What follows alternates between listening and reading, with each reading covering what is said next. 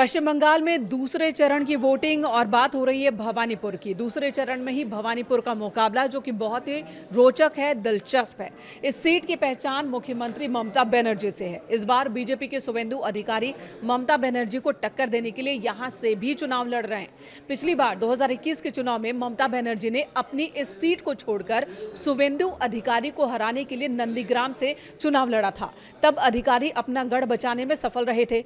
ममता बनर्जी की हार हो गई थी। फिर भवानीपुर से ममता बनर्जी ने बड़े अंतर से उपचुनाव जीता था। इस बार शुभेंदु अधिकारी ममता के गढ़ में उन्हें टक्कर देने उतरे हैं। तो क्या पिछली बार की तरह इस बार भी वो ममता बनर्जी को मात दे सकेंगे या उनका ये कदम अति आत्मविश्वास में उनके और पार्टी के लिए नुकसानदायक साबित होने वाला है? नमस्कार, मैं हूं आपके साथ मेनका चौधरी और बात कर लेते हैं पश्चिम बंगाल के रण में भवानीपुर की। तो पश्चिम बंगाल के रण में कई फैक्टर्स हैं जो परिणाम को प्रभावित करने वाले हैं। खुद ममता बनर्जी सबसे बड़ी फैक्टर हैं, यानी टीएमसी की सबसे बड़ी ताकत। उन्हीं ममता बनर्जी को हराने का सपना लेकर बीजेपी के शुभेंदु अधिकारी भवानीपुर से चुनाव मैदान में हैं। भवानीपुर सीट की अहमियत क्या है, ये जान लेते हैं। भवानीपुर विधानसभा सीट का राजनीतिक इतिहास पश्चिम बंगाल के सत्ता परिवर्तन और ममता बनर्जी के उत्थान की कहानी कहता है। ये सीट कभी कांग्रेस का गढ़ मानी जाती थी, लेकिन आज ये तृणमूल कांग्रेस का सबसे मजबूत किला है। इस सीट की स्थापना हुई थी 1951 में। स्थापना से लेकर 1972 तक यहाँ कांग्रेस का कब्जा रहा। 1960 के दशक में कांग्रेस की आभा मैती ने लगातार 3 बार 1962, 67 और फिर 1969 में यहीं से चुनाव जीता और विधायक बने। पश्चिम बंगाल के पूर्व मुख्यमंत्री सिद्धार्थ शंकर रे जैसे कद्दावर नेताओं ने भी यहाँ का प्रतिनिधित्व किया। लेकिन 1972 के परिसीमन के बाद ये निर्वाचन क्षेत्र चुनावी मानचित्र से गायब हो गया। 1-2 साल नहीं बल्कि 40 साल तक इस सीट का कोई अस्तित्व नहीं था। इस दौरान भवानीपुर का इलाका अन्य विधानसभा क्षेत्रों में बटा हुआ था। 2011 में फिर से परिसीमन हुआ और ये सीट फिर से अस्तित्व में आई और यही वक्त था जब ममता बनर्जी ने मजबूत एंट्री की। 2011 में टीएमसी के सुब्रत बख्शी ने यहां से जीत दर्ज की, लेकिन ममता बनर्जी के मुख्यमंत्री बनने के बाद उन्होंने ये सीट खाली कर दी और इसके बाद उपचुनाव हुआ जिसमें ममता बनर्जी ने पहली बार यहां से विधायक का चुनाव जीता और विधायक बने। ममता बनर्जी ने 2016 के आम चुनाव और फिर 2021 के उपचुनाव में यहां से अपनी जीत को बरकरार रखा। उपचुनाव में उन्होंने रिकॉर्ड 58,835 वोटों के अंतर से जीत हासिल की। इससे पहले 2021 के चुनाव में ममता बनर्जी ने अपनी इस सीट से अलग नंदीग्राम से चुनाव लड़ा था। उस वक्त वो सिटिंग सीएम थी, लेकिन टीएमसी से विधायक शुभेंदु अधिकारी ने 2021 में ही पार्टी छोड़कर बीजेपी का दामन थामा था और बीजेपी के टिकट पर नंदीग्राम से चुनाव लड़ रहे थे।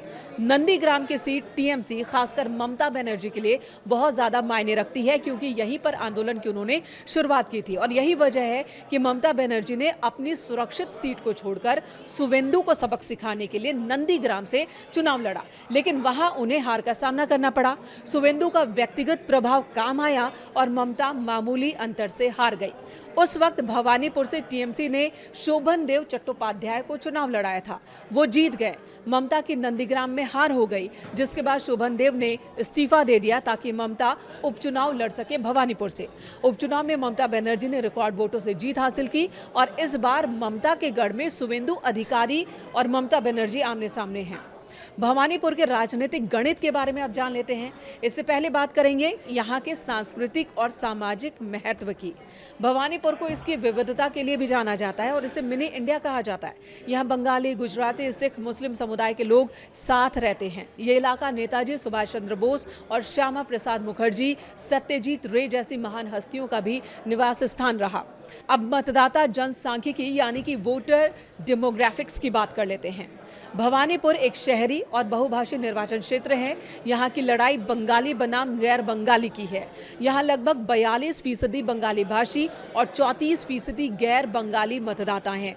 मुख्य रूप से ये गुजराती, पंजाबी और मारवाड़ी हैं। धार्मिक संरचना की बात की जाए तो कुल मतदाताओं में 76% हिंदू और लगभग 21.8% मुस्लिम आबादी है। 2026 की मतदाता सूची के मुताबिक यहाँ कुल 1,59,201 मतदाता हैं, जिनमें 80,821 पुरुष और 78,375 महिला मतदाता हैं। दोनों प्रमुख दलों की रणनीतियां अलग अलग वर्गों पर केंद्रित है।